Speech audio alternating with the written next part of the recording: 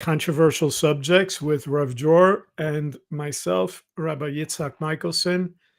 And today we have another controversial topic for you, but we're sort of staying with the one of the themes that we've been talking about for several weeks, the idea of anti-Semitism. But we're calling this the original Russian disinformation.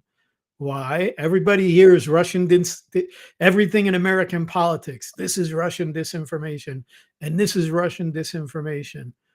One of the things you and I have been talking about, brother, is all of the persecution and the anti-Semitism that has come down on the Jewish people.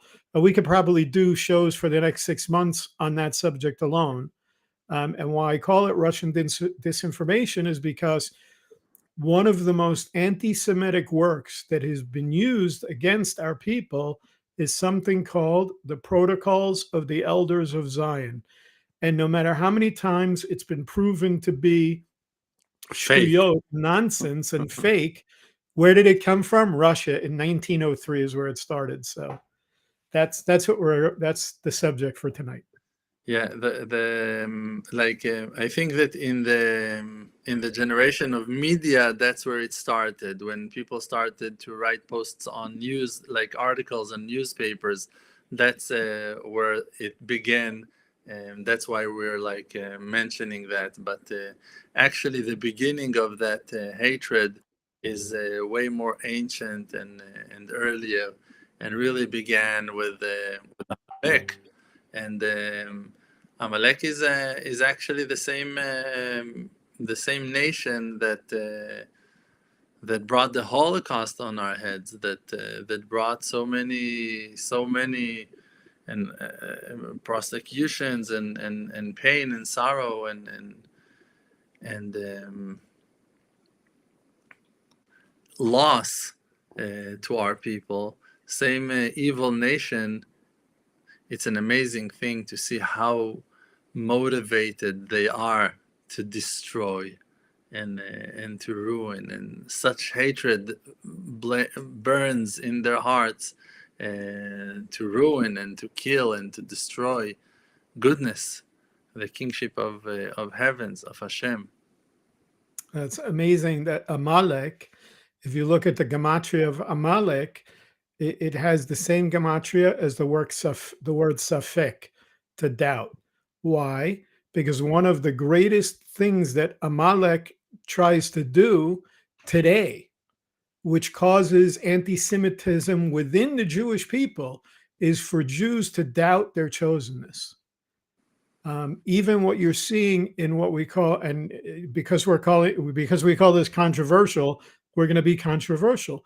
There is a concept of self-hating Jews. There are Jews in the world that are self-hating, that hate the idea that they're part of the Jewish people, and they try to hide the fact that they're Jewish people. Look, There are so many people that want to be Jewish that you and I know, and then no, there are but so many Jews that don't want to be Jews. it's so obligating, and mainly it obligates you for the truth. Like if you really walk in the path of truth, in the path of Judaism, so it's not like I heard some woman talking. She's an Afro American, and she said, "Why is it such an easy thing? If I want to be Muslim, they will just accept me to be Muslim, and if I want to be Christian, they will accept me to be Christian. But why the trouble begins if someone Hmm. claims he wants to be Jewish?" So she like tried to sting somehow. She tried to say something like poisonous, but the truth is that Judaism is a nationality. It's not a religion. It's Right. um, it's it's something that you need to be connected to with your blood. Like all your veins need to be attached to it. And when a person is willing to be so committed, he can also convert. He can also find his way into that amazing tree of life, of the tribes of Israel, and especially the tribe of Yehuda, the Jewish people. But so that's why it's a bit scary, like to think that you will be judged for every thought, for every Mhm. action, for every word that you ever spoke. Like I can understand why people rather fold their tail between their legs and run away, run for their lives, if you can call it life. So So this, but back to this idea now. Of course, it's ancient what we're talking about. I only brought up this idea of that particular book, which is nonsense. And of course, this goes back thousands of years. But here's one of the things that I don't think people understand about the Jewish people. And so when you look at the protocols of the elders of Zion, one of the main things that it tries to bring across is the idea that somehow there's this um, devious plan that the Jewish people have to control the world, and we have been accused of that for thousands of years. We've been accused of controlling everything. Uh, but here's the interesting thing. Um, we were not allowed in the countries that we were in, we were not allowed to hold public office. We were not allowed to own land. And in a lot of these places, they had what were called workers' guilds, whether you were a leather worker or a blacksmith or whatever trade you had, there were guilds, and we weren't allowed to be part of guilds. So if you couldn't own land and you couldn't hold public office and you couldn't have be part of a guild, then the only thing we could be involved in was money lending, trade, or commerce. And so we became very good at that. So what would happen is we would go into a country, they would allow us in there, and because we flourished as a people because of the blessings of Hashem, we would do well financially. And then they would come to the Jewish people and they'd say, finance our wars. And we would finance their wars, and then they would fight their wars. And then if they won or they lost, whatever, then if they lost, it was our fault. If they won, it was hooray for them. And then they would throw us out and we would go to the next country, and we wouldn't be able to own land, and we wouldn't be able to hold office, and we wouldn't be able to join guilds, and we'd start this process all over again. I think that there is something very special about that blame that is being put on the Jewish people in all generations. You will always going to hear like, yeah, the Jews are controlling the media, the Jews are controlling the banking system in the world, the Jews are controlling the government. And no, like it's always the Jews, the Jews, the Jews. But like if you're going to have an Irish person that is doing the exact same thing, you won't hear, oh yeah, the Irish people are controlling this, the Irish people. You're going to hear that that person, like whatever, James, he's a villain, he's an evil person. Like you're going to hear like a Canadian person going to do something, going to be a pedophile. You're not going to say the Canadians are pedophiles. Only when it's about Jewish people, so now suddenly it's all the Jewish public, like me, for an example. I don't have no hand in no banking, in no trafficking children. I'm not like, none of the above is in my interest, but still I'm included. No, you the Jews, you took the land. You know that the land of Israel, they're claiming that we took that land from the Palestinians. But that is, we're in the days of Hanukkah. This is the third holy candle of Hanukkah.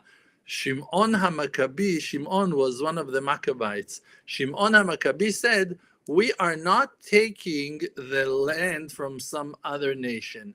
We are taking the land of our ancestors that was given to us, and in one of the times was taken from us by our enemies with no justice.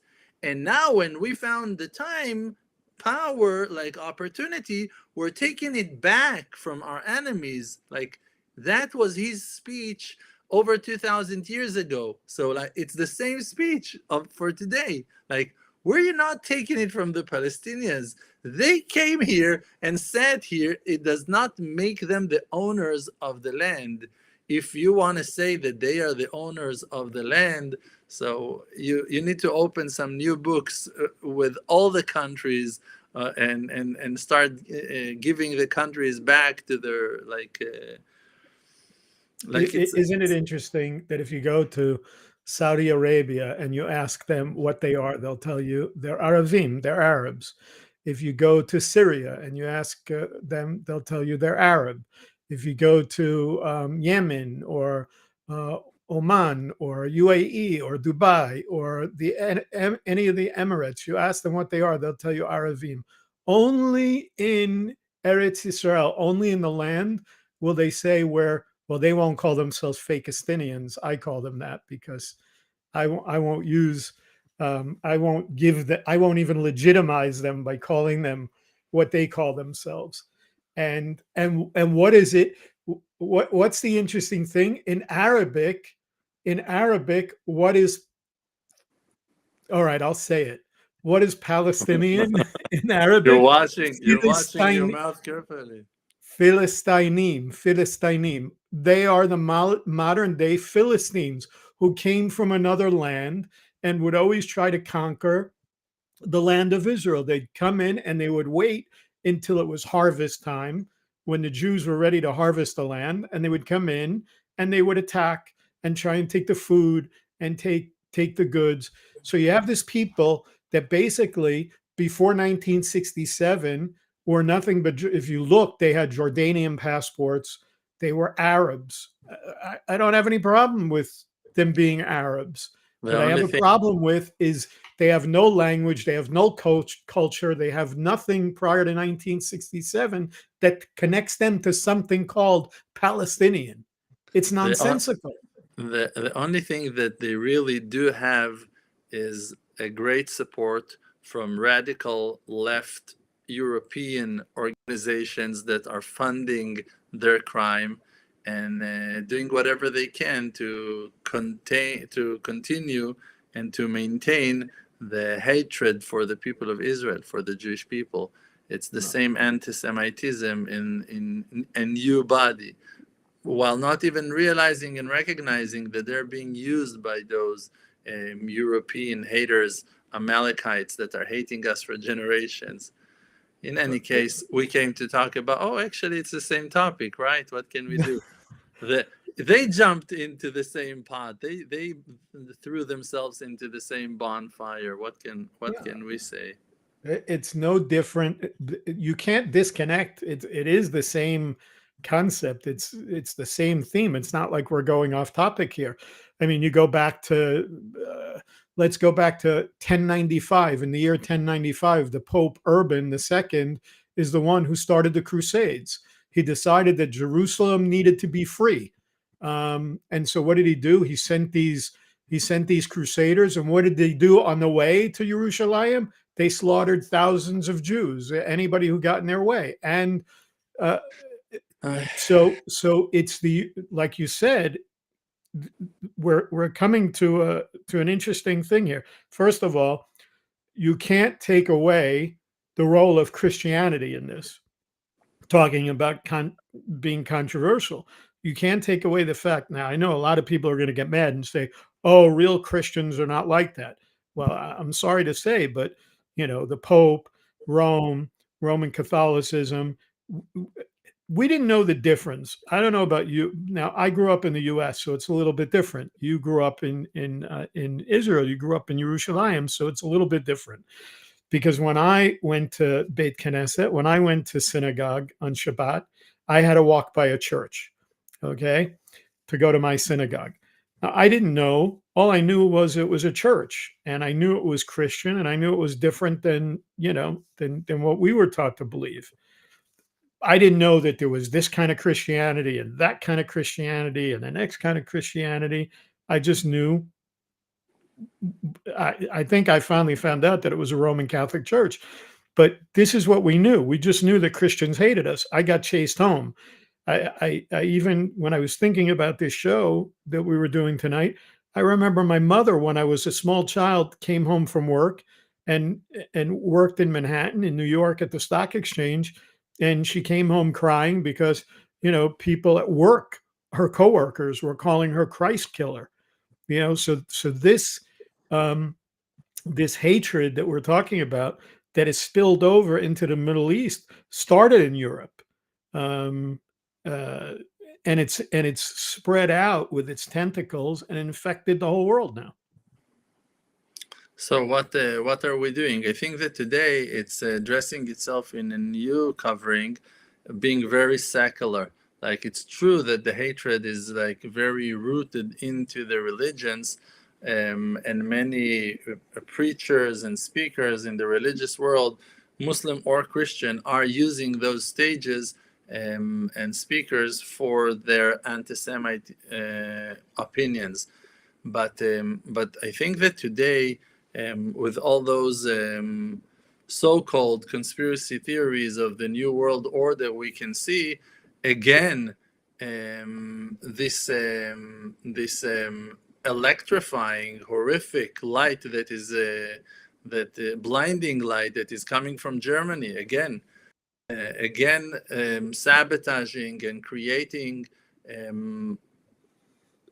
like craziness in the world, like trying to manipulate and to control the world, and again to wake up hatred against the Jewish people, and spending and investing tons of money for their false propagandas against the people of Israel. And I think it's like the only and mainly the main thing we can do is to warn our siblings. It's to warn our people, like, hey guys, be aware. Reconnect yourself as much as you can to your Jewish roots, to your Israeli roots, to the land of Israel. This is the safest place in the world. There is no doubt that Israel, the land of Israel, is the safest place in the world. There is no state in the world that is as safe as the land of Israel.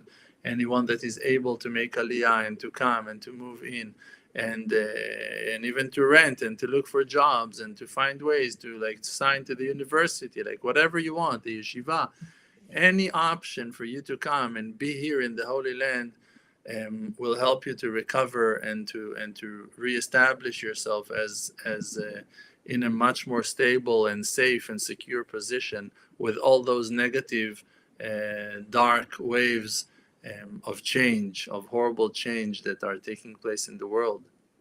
Yeah, I mean, I am seeing people. My sister is coming, Bezat Hashem, for Pesach, but she's already done all her paperwork to try and complete her aliyah. Why? Because we talk every week, and she says, I don't feel safe here anymore, living in the United States. And some of her friends that are business people that live in New York, where I grew up, people are literally not able to walk down the street. You walk down the street with a kippah and tzitzit, and people ride up on a bicycle and hit you in the back of the head with a baseball bat. Or, they showed some yeshiva bachrim, running away from 2 or 3 people chasing them with a taser gun down the street. People are getting pushed off of subway platforms. And then you have, this is another thing that makes me crazy about New York. You have the United Nations, which has to be one of the most anti-Semitic organizations in the entire world. And 70 to 80% of their funding comes from the United States, and we allow it. You get this president and that president stand up and say, "Oh, we stand with Israel and we stand with the Jewish people," and conversations are separated from actions. That's a very unfortunate thing. Exactly. And so another thing that sort of came to mind in talking about this, and of course you touched on this before, was the idea that the Jewish people are the only people that that somehow, if one person does something, it affects the entire community. So, for instance, you have we control Hollywood, because there tends to be now you and I, you and I, we control Hollywood, and our Jewish followers, we control Hollywood, so now, and the stock market and Wall Street, and the stock market, we. So the truth is that Hollywood really started with that suit. That's with all this money with this opulent living that you see us living in Israel. If they only knew. The truth is that Hollywood did start. Predominantly, most of the studios were started by Eastern European immigrant Jews. There's no question. Louis B. Mayer and Fox and some of these people were Jewish people that started Hollywood. But the thing is that if you think about today, what Hollywood is, huge corporations have taken over these studios. It's not like it was in the heyday of Hollywood when it was Again, you controlled can by that. And find. yes, there are Jewish people in Hollywood. Yes, we admit That's it. it. There are Jewish people that work in Hollywood. There So you what? have it. How does it make Hollywood be a Jewish institute? That's not something I can Not that relate to. that's what we're talking about. It's like no other people in the world are accused of controlling a bank. I can't even control my piggy bank, no less My own account. a big bank, our own accounts. So another thing that I find really interesting is how much, um, not so much institutional anti-Semitism, where we're talking about things like the UN and so forth. I think one of the problems that we have is, and I talk to a lot of friends about this, you, other rabbis, that the internet is both a blessing and a curse to us. It's a blessing in the sense that there's never been the opportunity to do what we're doing. You and I doing what we're doing technologically, being able to disseminate Torah to the world, all of these different platforms. But at the same time, there's there's never been the ability to disseminate hate the way the internet allows for that as well. And so much of what I see on the internet, um, there's so much misinterpretation and mistranslation of our sources that also causes people to support these kind of things, that somehow Jews are sexually immoral, this whole idea of pedophiles and what goes on in Hollywood and the financial markets and so forth.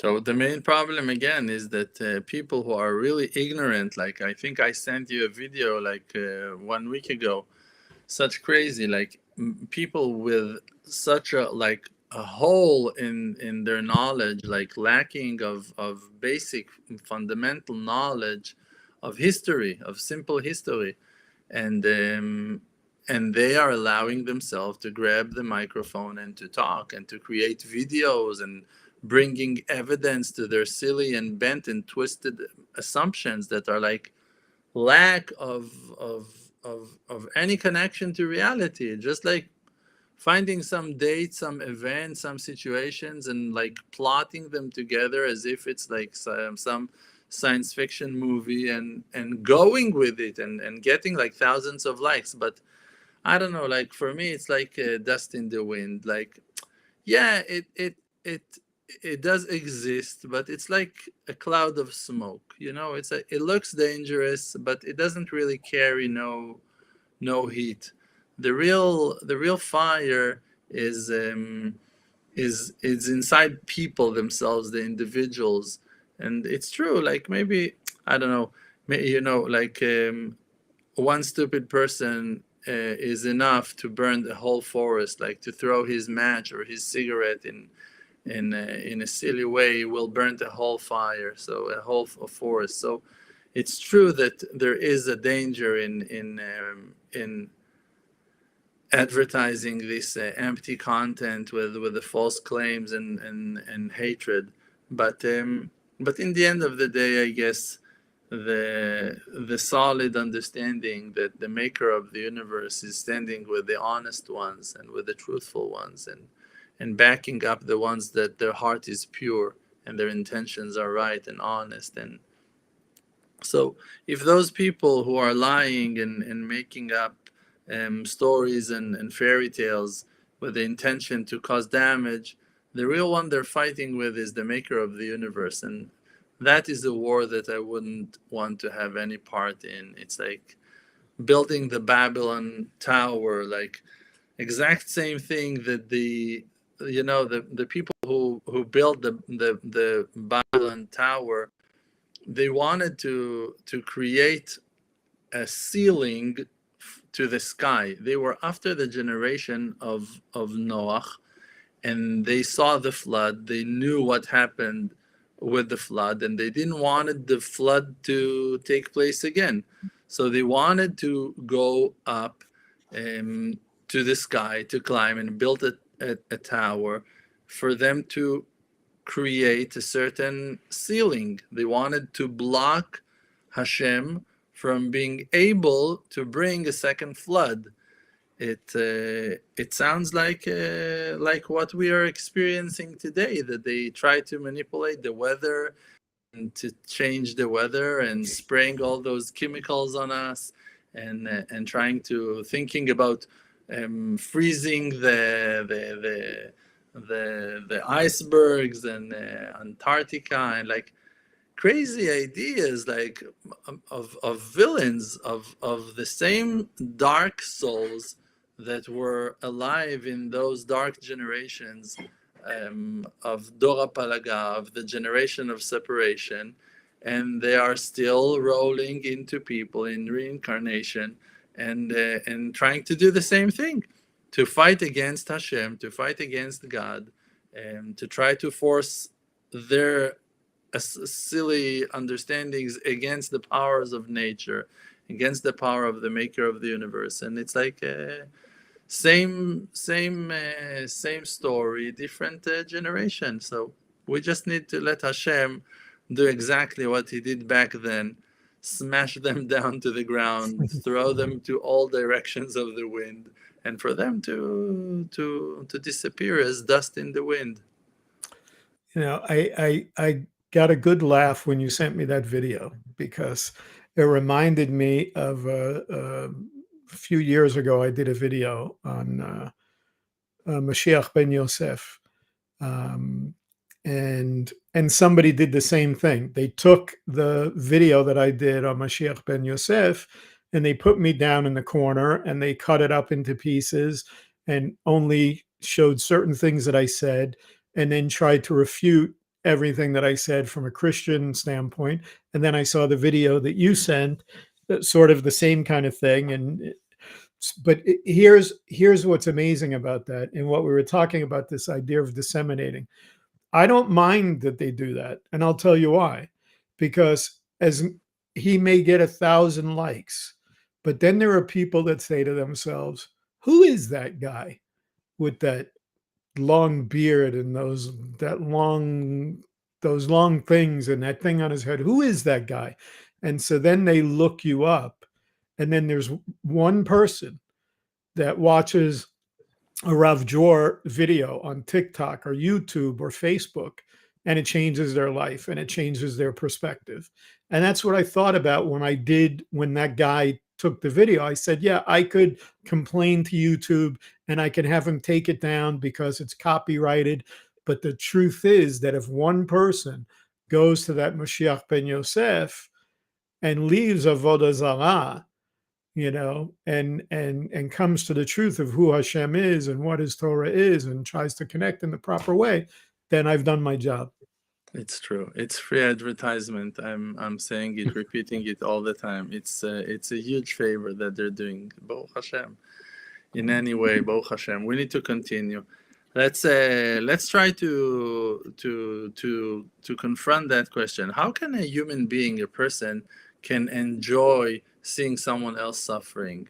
And like, okay, if you know that you need to revenge someone, like justified anger, justified revenge, that is something I can relate to. I can understand. Like, if really you know that X person hurt you, hurt your siblings, hurt your community, I understand you want to go and hurt him back.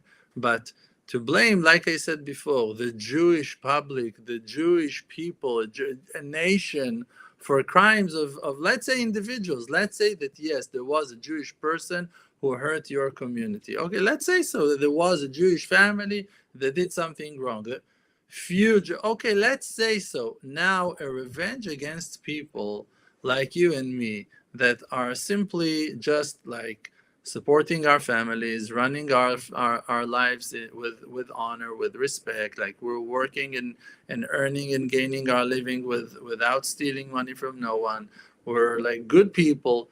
To go and just like hurt a person because he wears a kippah to his head, because he wears tzitzit in the street, which kind of satisfaction? It's, I don't know. I think you need to be very sick to develop such hatred to everyone that has Jewish signs. in him. A Can I real tell you? brainwashed person. Yeah, can I tell you what I'm going to tell you what I think on that. I There's one word that always comes to my mind. I've been researching this word and teaching on this word and trying to learn the sources on this word, and I think it describes one of the reasons why we're so hated and persecuted, and it's the word identity. There are so many people in the world that don't have an identity, and they look at the Jewish people, and we're really, when you say we're, when you talk about what we are as a people as opposed to a religion, we really, if we get into um, like the book that you wrote, Return to Your Root, and we talk about the root soul of all souls coming from, Adam Harishon, the first man. The Jewish people have an identity. We're an organism. We're all connected, and I think that every human being, every soul. I mean, I always think about the midrash about the Egyptians drowning in the sea, and the malachim, the angels, are praising Hashem, and Hashem stops them, and he says, "How can you praise me when my creation are being destroyed?" Like, even those people talking about hatred and anti-Semitism, the Egyptians who pillaged and raped our women and killed our children and did all these terrible things to us. Still, when the angels wanted to praise Hashem, he said, "No, you have to stop because my creation is being destroyed." It comes down to identity. People are looking for an identity today, and sometimes the only way they can find identity is to be against something or someone rather than to come to the truth.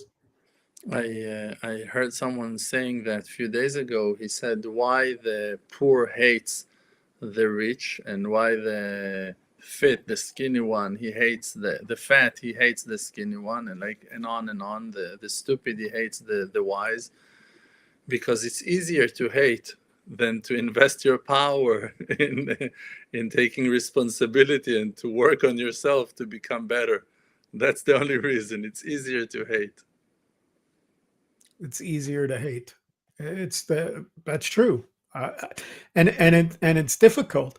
Uh, it's difficult anywhere, but even here in the Holy Land, I often tell people that, of course, we don't suffer as much anti-Semitism as other places in the world. Like you said, it's this is the safest place in the world, and we certainly encourage people.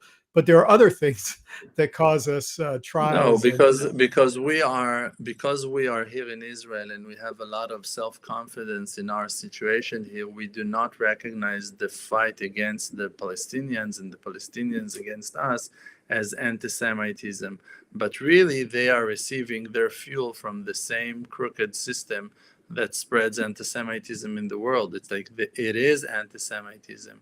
It's not hatred for any other reason but for anti-Semitism. It's like hatred for Jews. It's they can be Arabs, but the reason they hate us is because they were influenced by modern European parties that, like we said before, supporting them and sending them support and money and on for their agenda to make a big noise out there in the world. The reason why I say lack of identity is I'm just reminded of it as we're talking. Back in the early 90s, I met in the old city of Yerushalayim, in the, when you go in by the Jaffa gate, going down into the shops there. So there was an Arab guy that had a shop there. And I used to go in, and I started talking to him one day, and he invited me to sit down and have some, Turkish coffee with him. And so I did. He had coffee brought, and we sat. And it turns out that he had lived in America for a while. He had gone to US, so he spoke fluent English. And we were sitting there talking. And this is what he said to me. I asked him this question, even back then. This was going back almost 30 years ago. I said, how is it that we have this little nation called Israel that's surrounded by all of this wealth, all of these Arab countries that have this incredible wealth from oil, and yet you're this claiming to be this people, and yet you're not being helped. I mean, there's all this wealth, and nobody's helping you. And this is what he said to me. He said to me, the truth is that they hate us more than you do. And I said, well, first of all, I don't hate you. I don't hate you as a people, and I think it's wrong to think that the Jewish people hate you. Um, but that's what he said. So he put it on that. So that's where that idea of the lack of identity comes, because here is an Arab that's saying that his brothers and sisters in Saudi Arabia and Syria and Lebanon and all of these other countries could care less about him. Yet they say it with their mouths, but where is the support? And this is 30 years ago. So that for me is what sparked that whole idea of a lack of identity. And so they made up an identity in 1967. They made up this identity of being Palestinians.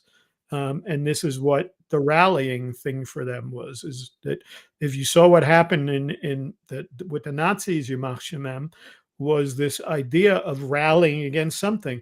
It was a country that had no nationalism, and you had, this individual rise up, and he got them to be nationalistic. But the only way he could get them to be nationalistic was to come against something. So come against the Jews.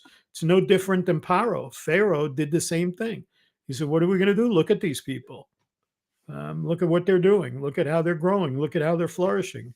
We need to do something about them. This land, the land of Israel, was dry and empty, and the soil was like full of rocks for 2,000 years, until we came back here and it started to bloom again.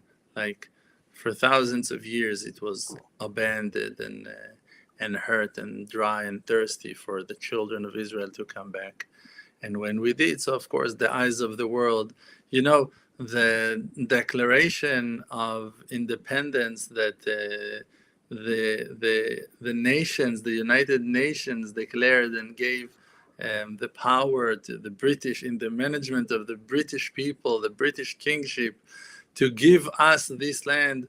It was like they did it. They claimed that. We knew that it was ours, but like they declared it, and now they regret doing it. So now, they offered it, and we accepted it because it was ours in any case. And now they feel wrong with it. Oh, what a mistake we did! How can we do? Why did we do it? Why did you give them the land? Why? You regret. The land is not yours to regret and not yours to control. It belongs to Abraham, Yitzchak, Yaakov, and Yaakov gave it to the 12 tribes. And the 12 tribes, the ones who are like Jewish and living here in Israel, are welcoming the rest of the holy tribes to come back to their homeland. Anyone who will prove his connection to the holy tribes of Israel will find his place here and will be supported to find his true identity here and to bloom and grow in the promised land of our ancestors. Thank you, Ira. Thank you so much for the great talk. And definitely that is the right direction to try to expose more and more truth to our followers, to our friends around the world, and to make them remember, you're not alone, guys. We are here. We're with you. All of Am Israel, all the people of Israel are united as one person with one heart. And anyone that his heart is pure belongs here and has a place in our hearts. And please, if you have any ideas, any thoughts, any dreams, any requests, email us to info@emunah.com, or you can find the email section on our website, emunah.com, EMUNAH, like you can see on the banner. And let's be in touch. Yes, and if you can, support the Amuna project, and you have the link there to Amuna.com donate. Want to mention that you could also get Rav Jor's new book, Return to Your Root. We just touch on that a little bit every week. When we give these little Kabbalistic concepts that we add into our talks. An amazing new book that Rav Jor wrote, Return to Your Root. If you're interested in Kabbalah at all, I wrote a little book that you can also get on Amazon called The A Science of little Kabbalah. book, a little book, a tiny pocket book. It is This little is book. It's a little book. It's a most wonderful book. It has such amazing roots in true Kabbalah. It's so rare to find books that contains real knowledge, real true knowledge of Kabbalah.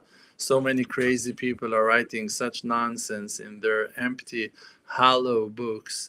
And here we It's can see. why I wrote. It's why I wrote it, because of the nonsense that's out there today.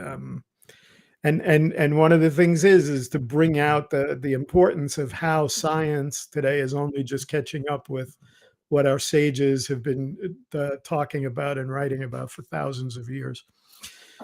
Anyway, I want to thank you, my dear brother. And I think next week we're going to deal with another controversial topic.